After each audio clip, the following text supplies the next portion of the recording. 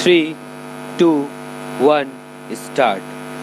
Mr. Chairman, Sir Shri Chavan presented the Union Budget for the first time in his political career. Shri Chavan is a very experienced politician and an able administrator. He has held a number of important positions in the past. He has been the Chief Minister of a progressive state like Maharashtra, Home Minister and Minister of Defense at the center and held a number of other positions. I am impressed by his abilities since long.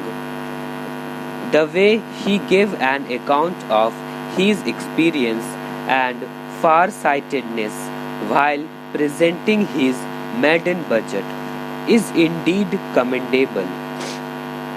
This budget is commendable and significant in many respects. The tempo maintained by the government since 2000 for alleviating poverty and providing employment to the people is praiseworthy. The efforts of the government have resulted in an increase in these activities year after year, and this too is commendable. But this year the Honorable Minister has broken all previous records as he has given special impetus to the poverty alleviation program in the budget. The most significant among all these programs is the Jawaharlal Nehru Rozgar Yojana, under which there is a proposal to provide employment to one member in each family in 120 districts. It is in itself a revolutionary step. Our party has decided that employment must be given to at least one person in each poor family all over the country. The details of the program as to how this scheme will be implemented and how employment will be provided are still to come before us. Yet I would like to praise this bold decision, the benefits of which will reach lakhs and crores of people throughout the country and will provide relief to them. A number of concessions have been given to poor people in this budget with a view to providing them relief, but at the same time it gave a setback to the middle class. So far as I can understand, the budget will in no way affect the rich people.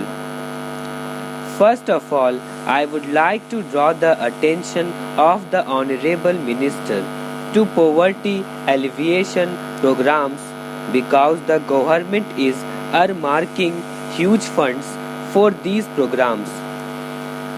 Now it becomes the duty of the central government to see that the money reaches the people properly.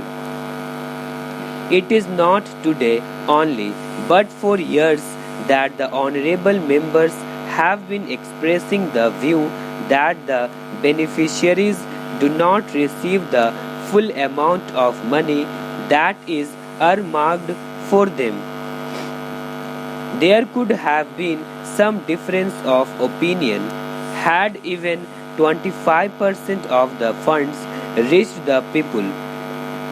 But it is an acknowledged fact, and the government, even the Prime Minister, has admitted that the money released from the center under poverty alleviation programs or employment programs does not reach the people.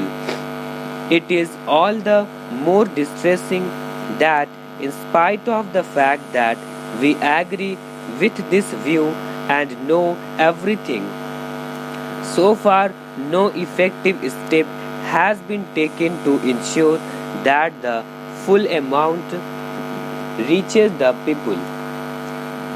Only two agencies are involved in this work. The central government allocates the money and the state governments implement the programs. It is the central government that knows the extent to which the guidelines issued by them are followed by the state governments. One thing is certain that once the money reaches the district and block level, the central government has no control over it. It is said that monitoring is being done, but how and in what way it is done?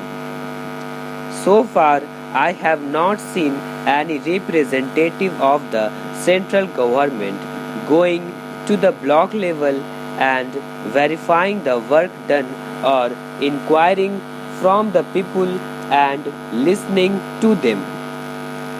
The central government has not taken any steps in this regard. The Honorable Prime Minister has also been saying that out of 6 rupees, only 1 rupee reaches the people and the remaining amount is spent on administration. I would like to cite the instance of Uttar Pradesh. In this state, there is a district development officer in each district to look after the development works. Nowadays, all works have come to a standstill. The officers have no work to do. The District Rural Development Agency, a parallel agency, has its parallel office and parallel staff. But the agencies of the state government are silent. Nobody knows what they are doing except attending to routine administrative work. Most of the state governments do not undertake any development work out of their own resources. Construction of roads in rural areas is the primary work of the state governments. But no state government is utilizing its resources on construction of roads in rural areas. They are undertaking this work with the funds received from the central government. Salaries are being paid and expenditure is being incurred. But the department of the state government is sitting idle with no work. Is it not possible for the concerned department of the state government to undertake this work?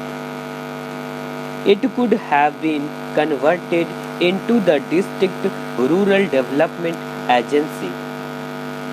What is the need of separate departments, separate bureaucrats, and separate staff?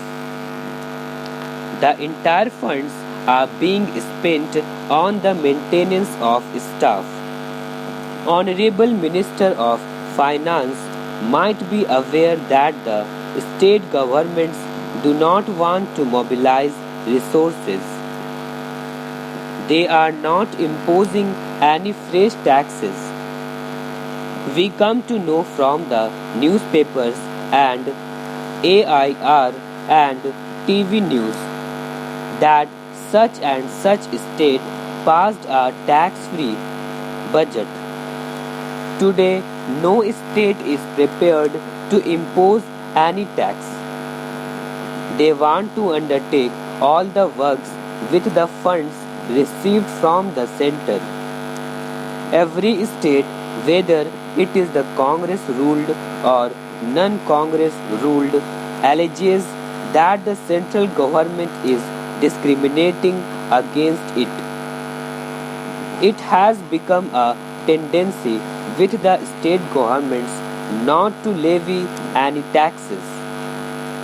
They want to depend entirely on funds given by the center. All the state governments, whether it is the Congress or the non-Congress government, want to avail of the credit facility